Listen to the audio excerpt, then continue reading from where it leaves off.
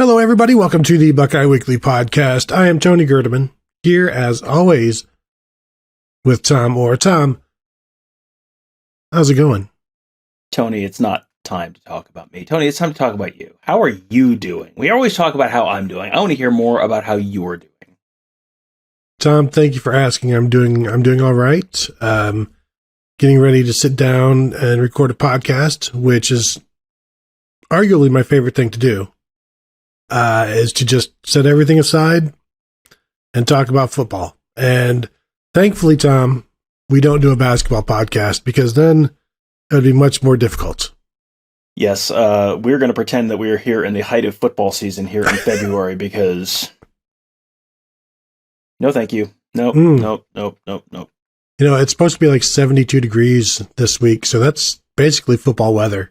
Like as you're ramping up for football, whether it's the temperature is declining or getting warmer, it's 5 o'clock somewhere, Tom. It's football season somewhere. And right now it is time to continue our spring positional preview. Spring football now 2 weeks away from today. So let's see, how many shows is that? I don't know, like in 5 shows from now, we're going to be recapping what we saw on a spring practice day 1, so I'm looking forward to that one. Today, this show, talking about the offensive line, and I've kind of broken it down this way, Tom, in terms of what we know, what we think we know, and what we will learn this spring. And I think what we know is Ohio State has 2 starting guards returning, and Matt Jones at right guard, Donovan Jackson at left guard. Ryan Day said on signing day that those guys aren't moving because we've speculated all winter long that would make sense if Matt Jones moved to center. That would seem to be a pretty good fix for losing Luke Whippler, surprisingly. And then Donovan Jackson, we had been talking about since last year that he might be the guy to replace Paris Johnson because of his athleticism, his long arms, his nobody else other than him to be able to do it, that sort of thing, his availability and everybody else is not being good enough. I thought that might play something into that. But those 2 guys staying where they are, is that about all we know for sure? I would say that's about all we know, and I think we know that's the case for now. If we'll get into who's going to play center and all that, but I think they are, as always, going to be looking for the 5 best, and I think there is a non-zero chance that the 5 best ends up being Matt Jones at center, and then you slide Enoch Vamahi or someone in at guard, and we'll get to Enoch Vamahi later as well. But it feels like there, to me at least, is a possibility. Vic Cutler is coming up from Louisiana Monroe, which is a big leap. Jacob James is out for the season, or out for the spring, so you're still not going to know what you have in Jacob James. It feels like there is a way that, no matter what they say right now, and I'm sure Matt Jones would rather continue to play guard, that Matt Jones as center ends up being the best possible lineup of 5 guys they can roll out there. And if that is the case, then yeah, guess what? I think Matt Jones is probably your starting center. So I think we know for sure right now, those are the 2 starting guards. Circle back with us in our post-spring offensive line show, and we'll find out if that's still the case. I think when you're replacing 3 starters, if you can keep 2 guys where they were last year, you want to try to do that and give yourself some consistency. And the thing is, these guys are more than just consistent. They could be like the best pair of guards in the Big Ten if they play up to their potential, if they stay healthy, that whole thing. So it gives you a head start on building around them. Whereas, I mean, just think we were talking about these 2 guys playing different positions, which would have meant like 5 different guys at a spot compared to last year, and that is a lot of turnover. But like you said, it doesn't mean it's not going to happen because you've got to find your 5 best, and this is a group where you're going to have to make some sizable assumptions, and I think maybe that takes us to what do we think we know? Because, as you said, the guards are the only known quantity. Everything else is, well, we'll see. The first one I want to talk about is Vic Cutler, Louisiana Monroe transfer, as you said. Started every game last year at left tackle, and I think it was the year before started the first 4 games at center, then a couple games at left tackle, a game or two at right tackle. And so bringing in a guy who played left tackle last year for Louisiana Monroe to compete for the starting center spot at the Ohio State University, man, that is a very big jump. And they're not putting all of their eggs in the Vic Cutler basket, but the fact that you have to put, and no disrespect, the fact that you have to put any eggs in Vic Cutler's basket to be your starting center when he was a left tackle at Louisiana Monroe a year ago, like, Vegas wouldn't have given you any odds on that because there'd be no point in like, hey, this guy next year, he's going to be Ohio State starting center. No, let's just stay in the realm of reality. But now this is reality, and I'd say to keep with Vegas, he's the betting favorite right now. He is certainly the front runner right now based on what we know at the moment. And you're right. That is a very, very unlikely path to the starting center job at Ohio State. I think the combination of Luke Whippler is going to turn pro early, and Ohio State's going to find his replacement from Louisiana Monroe, and that player is going to slide from tackle to center. If you were to parlay those 3 things 3 months ago, I think you would have come out with quite a handsome payout on that one. I think let's first of all, again, this is not about Vic Cutler. This is about just sort of understanding the leap that we're talking about here. Louisiana Monroe is it's kind of a bottom level Sun Belt team. They are not the good Louisiana. That's Louisiana Lafayette, or just Louisiana. That's the one that Billy Napier, the Florida coach, came from. Louisiana Monroe is the one that has kind of burned through a bunch of retread coaches. Terry Bowden, I think, is still there, but they're just kind of churning through sort of lost cause, kind of old coaches. The facilities there are virtually non-existent. There are a number of FCS programs that would be touchdown or more favorites against Louisiana Monroe in a typical season. So just to kind of give you a little bit of the lay of the land with ULM, so you sort of understand when we talk about the jump, that's the jump. Now, Ohio State is not going to take someone just to be a warm body as a placeholder. They have obviously scouted Vic Cutler much more closely than either Tony or I have. So obviously they see something there, and Justin Fry feels like he's got, he has something there. You are not coming up here to Columbus if they don't think you can play. They're not looking for just another warm body. So obviously they feel he can play. Obviously they have some college tape of him playing center. So, okay, that's something to go off of. It still feels like, boy, there's going to be a significant period of adjustment there for him. And if it works out, great. But, I think there are other options. This is something where I think that demonstrates to me that they really want to keep Matt Jones at guard, to have another person there, another option before you get to Matt Jones.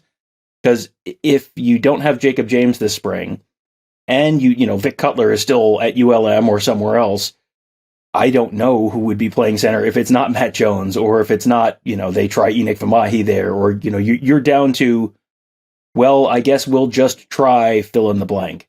So, I think you're right. Right now, he is kind of the odds-on favorite to be the starter there, but I think you got to kind of end every sentence about that with a little bit of a, implied question mark in your voice. Like, yeah, he is the starting center for now, and we'll see where that goes once he's had a chance to play. And, going up against the interior of that Ohio State defensive line at practice is going to be a very different kind of challenge. Yeah, if they didn't have Vic Cutler, it would basically be just like, step right up and see if you can be Ohio State starting center. And then, do some snapping and see how it works out. And now I've written about Vic Cutler and looked at some of his games last year at left tackle, and then the year before playing center That year also, Rich Rodriguez was their offensive coordinator, by the way. But I liked what I saw at center. And then you move him out to left tackle. It tells you that he's an athletic guy, which is what they want at center. So, no, I am not any kind of scout. But, Tom, I did stay at a Knights Inn last night. And despite all these bedbug bites and a knife wound into my kidney, I think there's something to like there. But, again, he could have been the starting center at Louisiana Monroe, and then he's coming to Ohio State. That's still a jump. Like, the fact that, he's different position and coming from Louisiana Monroe, it's like he's got 2 strikes against him.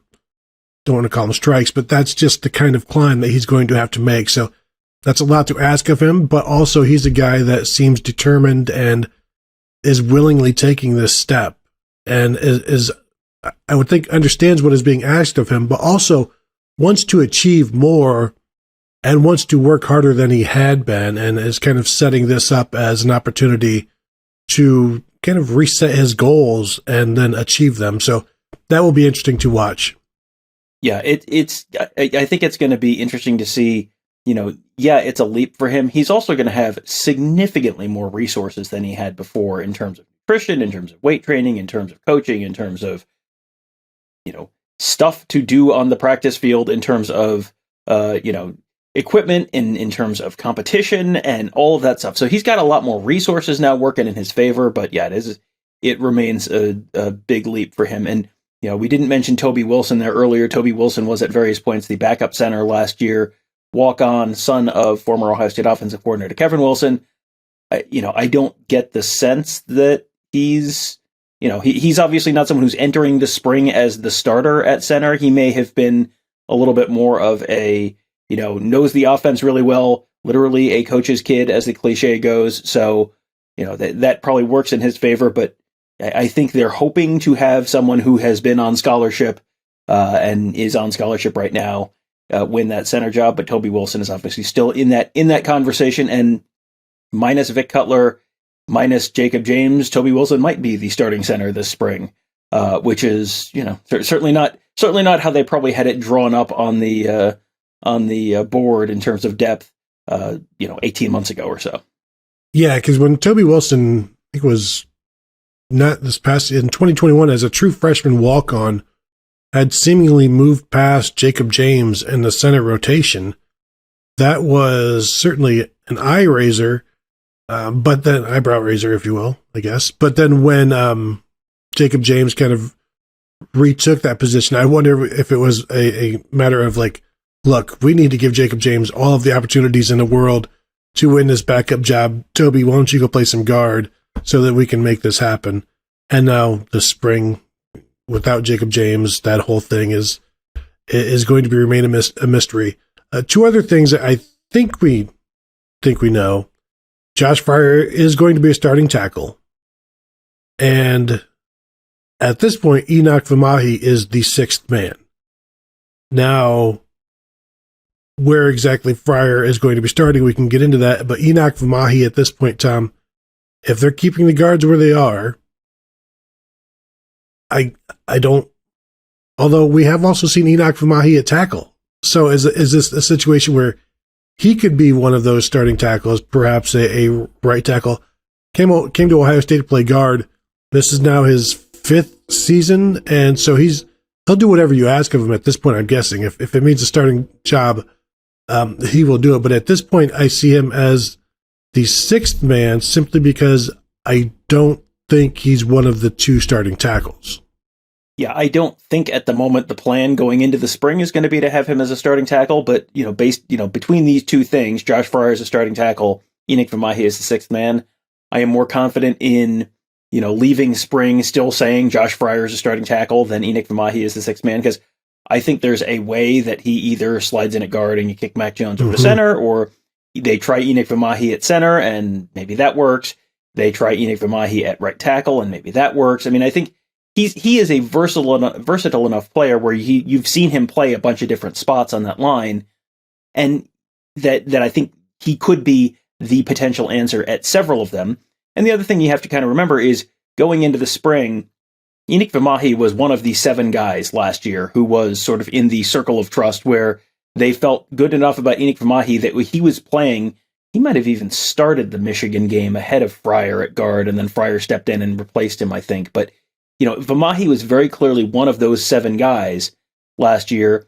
Now you've lost 3 of them, so that leaves you only 4 of those guys left who were sort of in that circle of trust last year, the 2 guards plus Fryar, and we've kind of penciled all 3 of those guys in for a starting job. So then if Vamahi's not going to be a starter this year, then that means either a couple of guys have jumped over him, and, potentially Vic Cutler is one of them, and he wasn't on the team last year, so maybe there. But then, is he someone who there's a right tackle? If you're putting Josh Fryar at left tackle, is there a right tackle that jumps ahead of him? Is there a left tackle who they feel comfortable with enough that they can keep Josh Fryar at right tackle? And Justin Fry, during interviews a couple weeks ago, talked about, where are they going to have Josh Fryar? Is he going to be on the left side, on the right side? And it was kind of like, gotta see. Sometimes guys are comfortable flipping from the right to the left, and sometimes guys are better on one side than the other. He played mostly on the right side, so they might be in the market for a left tackle. And Tony, if they're in the market for a left tackle, well, I think there's a decent chance that the starting left tackle for Ohio State this year, if it's not Josh Fryar, I think there's a decent chance the starting left tackle is not on the roster right now. Well, and that takes us to what we will learn this spring.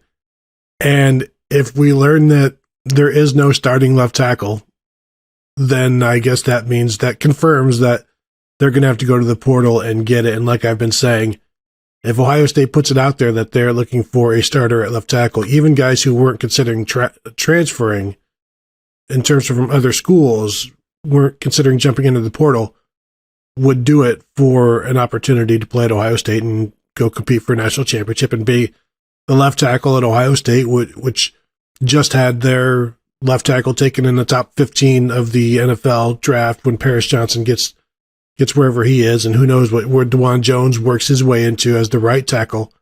So I think it's going to be very just an enticing situation for a lot of guys if they don't find that left tackle or that other starting tackle, which then takes us to, is Josh Fryar the left tackle or the right tackle? I wonder how much we see of him at both, and I wonder, day one, when we're there, I expect him at left tackle. What do you think?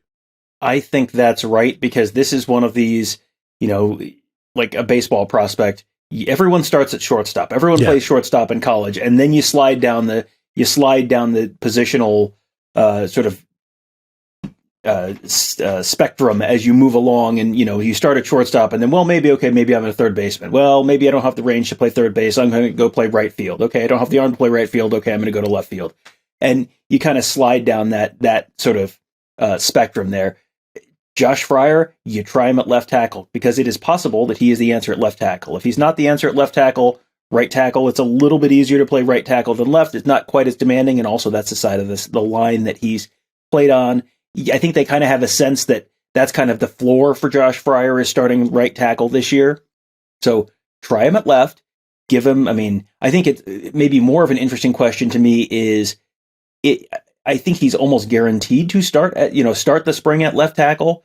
What would be maybe more interesting is at what point during the spring, if there is a change from left tackle to right tackle, at what point during the spring does that happen? Or does he play the whole spring at left tackle, or most of the 10 practices at left tackle, and then they move him? Like I would be interested in, if there is a change, because I think it's almost a given they're going to start him on the left side. If there is a change, how far into the spring does that happen? And also, why is that happening?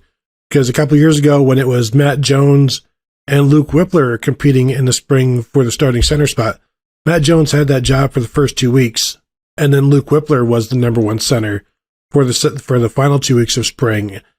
And I assume at that point it was because Luke Whippler had taken over and not necessarily won the job, but had taken the lead. So if this is a situation where Josh Fryar is the number one left tackle for the first 2 weeks, and then the last 2 weeks it finishes up at right tackle, and Zen Mahalski is at left tackle, or whoever is at left tackle, is that because that person has taken the lead at left tackle, or is it because they know Josh Fryar isn't the left tackle, but they want to get him some work at right tackle, and they know they're probably going to have to go get a left tackle, and and the portal. So, like, we may see Fryar end up at a different position than he's starting out, but we don't necessarily know the reason. And is it because of somebody on the roster right now, or is it because it's not going to be Fryar and they're going to have to figure out the left tackle spot later on? Yeah, that does. It's going to be one of those, and we'll have to see which one. But I think they're going to give him every opportunity to win that left tackle job and prove that that he can be that guy. But you've got Zen Michalski, you've got other guys at that spot where you could see people, and we're going to talk in a minute about some of the freshmen, and can some of the freshmen potentially at least provide some depth there. So yeah, it'll be interesting to see.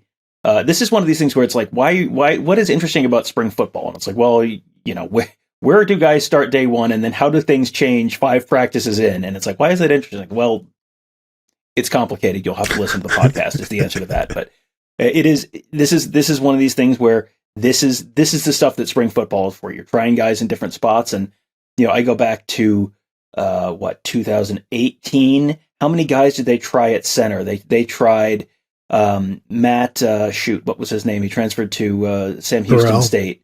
Matt Burrell tried at center. They tried like 4 or 5 guys at center that spring before they sort of settled on someone. I mean, this is what spring football is for. And if you are into football minutia, spring football is a great time of year for you. And it doesn't. And this wasn't the spring, but remember when Harry Miller enrolled in the summer, and then that first summer practice, that first fall practice, he's like the number 2 center. And it's like that kind of stuff tells you how coaches feel about players immediately. So when you show up for the first practice in spring and see, oh, they've already got this guy as the backup here, or they've already got this guy here, that gives you a pretty good idea of how they feel about that person. And so that's always interesting as well. In terms of who is the other tackle, Tegra Shabola, we know, has been moved to tackle from guard.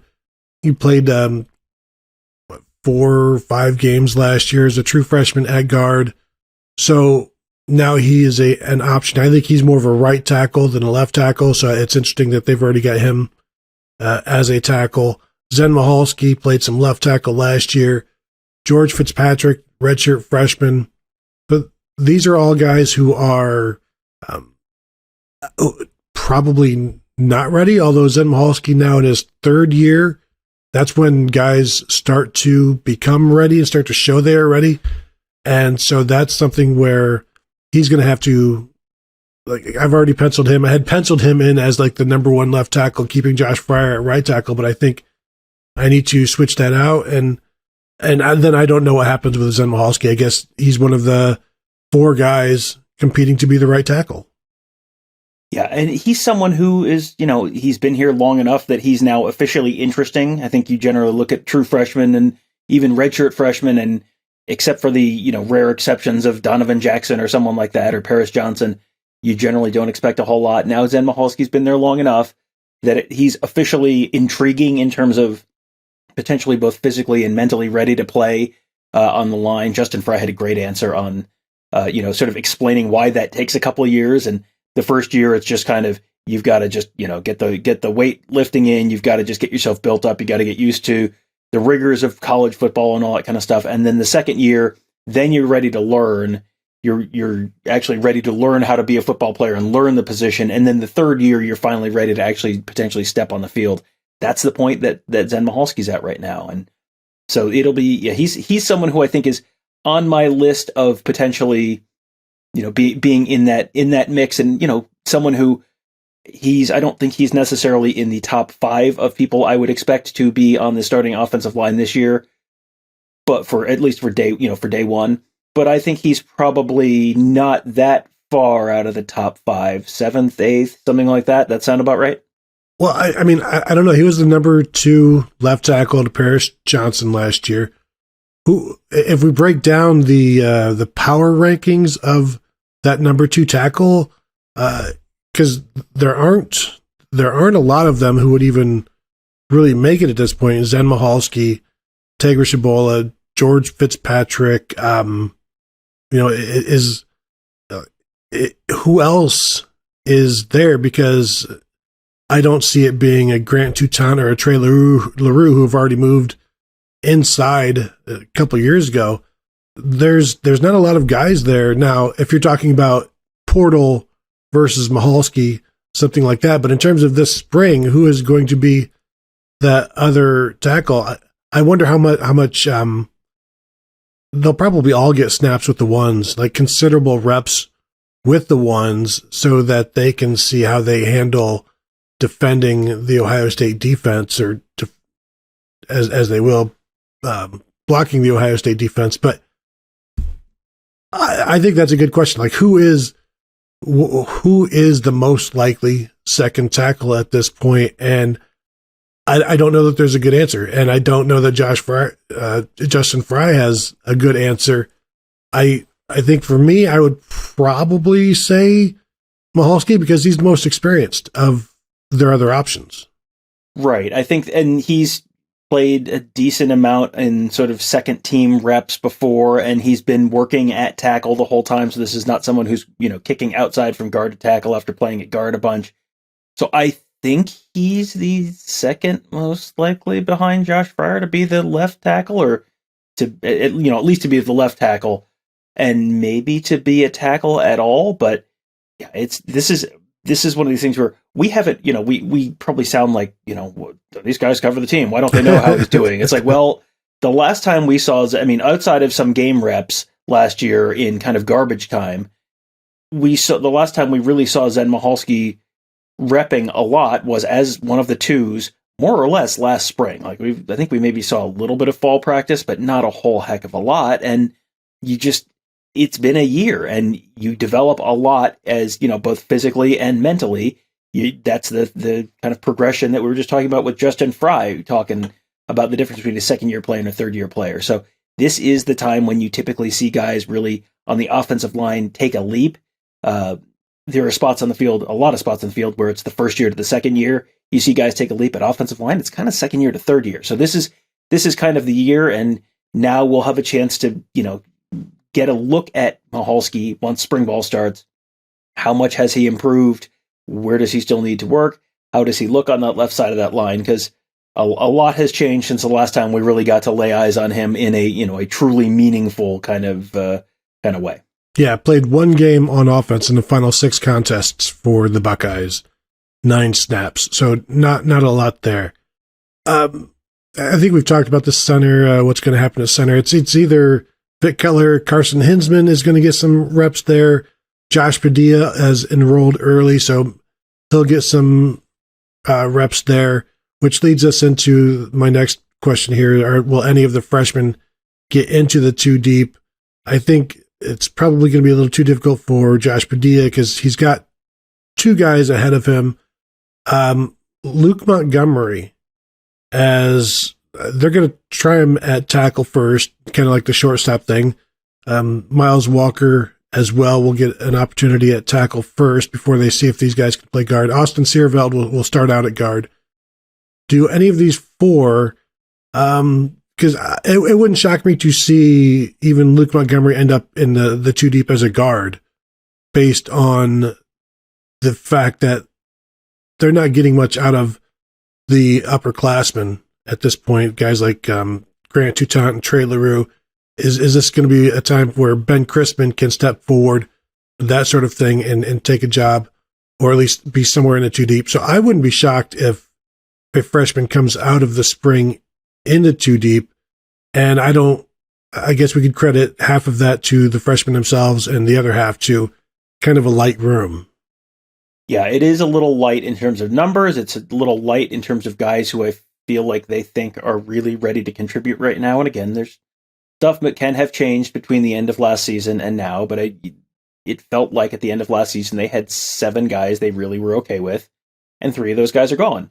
And so there is not a lot of circle of trust guys there. And Luke Montgomery is someone who, he is new-ish to the offensive line position. I think he's been playing there for 2 seasons now, but he's just athletic, can move like a tackle, great basketball player.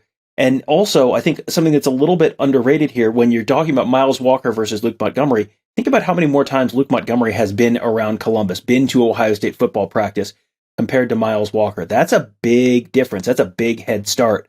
Because Luke Montgomery, obviously from Findlay, Miles Walker coming from Connecticut. One of those things is significantly closer than the other. So that's gonna probably work a little bit in Luke Montgomery's favor as well. I would say of the four, Luke Montgomery is the most likely to be on the 2 deep at some point this year because of that, but also because, as you mentioned, it's going to be easier to get on the 2 deep at tackle than it is at guard, just because there are more bodies at guard. There's more proven answers at guard. So I would say of any of the four, Luke Montgomery is the most likely to end up on the 2 deep. But Tony, haha, joke's on you. They don't release a 2 deep. Well, and that's my final thing here is do we have a 2 deep like you and me? Can we put together one? And I'm not saying we need to. I'm just saying I don't know that we can, basically, because it would just be educated guess. But the education is, kind of, let's be honest, we've been homeschooled on this quite a bit. And we've been really neglected by our parents as well through this whole thing. So we're just kind of teaching ourselves a little bit, and that's always dangerous. Everything I've learned is from The Simpsons and YouTube, basically. So I don't know that you could put it together a 2 deep that is more than, could you say 60% accurate? I think 60% accurate would be pretty high at this point, because the tricky part about the offensive line is if you kick one guy from guard to tackle or guard to center or, flip left tackle to right tackle, that's potentially changing multiple other spots, because that moves, if you kick a guard to tackle, say, then, okay, now Enoch Famahi's in the starting lineup, and then you've got someone else in the guard spot, and then that potentially changes. Maybe you're shifting guys around in the second string in terms of moving someone from tackle to guard or whatever. I mean, this is one of these things where there's just so many moving parts that you have tried to put together a 2 deep on the huddle board at BuckeyeHuddle.com, and the guard positions it's just like the phone book. It's just, here are all of the carbon-based life forms on the Ohio State campus who could potentially play guard, and it's like 11 guys. So one of these 11 will definitely be the backup left guard unless it's someone else. So it is, I think trying to put a 2 deep together, we can do it, but we can do it, but it won't mean anything, because I think 5 practices in, when they get back from spring break and it's the second week of spring ball and it's practices 3 and 4 and 5, I think the line is going to look very, potentially very different practice 5 than it does practice 1. Yeah, it's like the pick 3, pick 4, where you can get it straight or box. Like, you might be able to get all 10 of the 2 deep, but it won't be in the right order. So it still probably cashes out the same. So good job on that. That, I think, does it, Tom. Do you have anything else? I think we've covered the offensive line pretty well here. Tom, anything else that you have to offer?